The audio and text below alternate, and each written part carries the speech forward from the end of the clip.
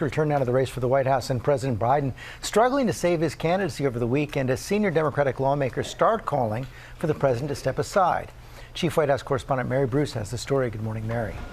Good morning, George. Well, the Biden campaign had hoped that the president's big interview with you would quiet concerns from the party. But this morning, the number of Democrats calling for the president to exit this race is growing. Even some of his allies are making it clear there are still questions he needs to answer this week, warning the clock is ticking.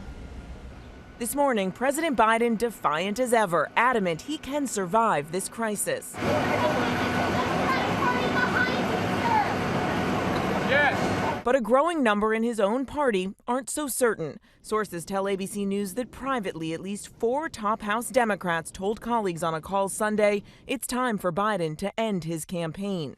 Congressman Jerry Nadler, Mark Takano, Joe Morell, and Adam Smith, joining 5 other Democrats who've made the same plea publicly. But sources say Minority Leader Hakeem Jeffries, who convened Sunday's call, did not take a stance. With lawmakers back on the Hill this week, the coming days will be critical. Hello, hello, hello, hello, hello. The president trying to restore confidence, hitting the trail hard this weekend, eager to show voters he has what it takes to beat Donald Trump. We're on the cusp of getting so much done. I really mean it. Barnstorming battleground Pennsylvania, the president shaking hands and snapping selfies, rallying his supporters and leaning on allies to beat back concerns from fellow Democrats. I'm about to point to the only person that's ever kicked Trump's in an election right now. Don't let anybody talk about your age. You a young whippersnapper.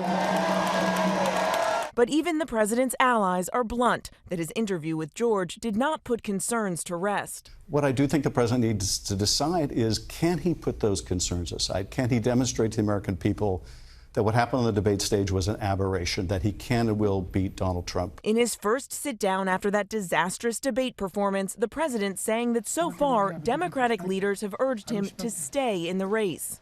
And if Chuck Schumer and Hakeem Jeffries and Nancy Pelosi come down and say, we're worried that if you stay in the race, we're going to lose the House and the Senate, how will you respond? I go into detail with them. I've spoken to all of them in detail, including Jim Clyburn. Every one of them. They all said I should stay in the race. Stay in the race. None of the people said I should leave. But if they do? Well, it's like, they're not going to do that. You sure? Well, yeah, I'm sure.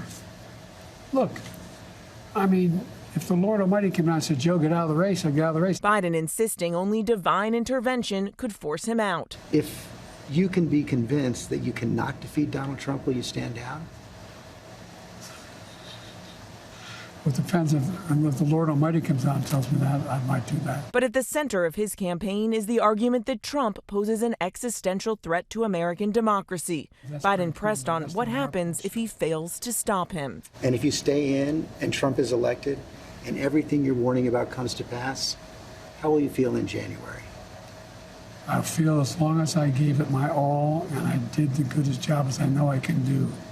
That's what this is about. Now that answer upsetting some in the party who say this isn't about whether or not the president gives it his all, but whether he is making the right decision to run. And this week he will try to prove that he is up to the task. He will be standing on the world stage at the NATO summit here in Washington and then holding a rare solo press conference on Thursday. George. Okay, Mary, thanks.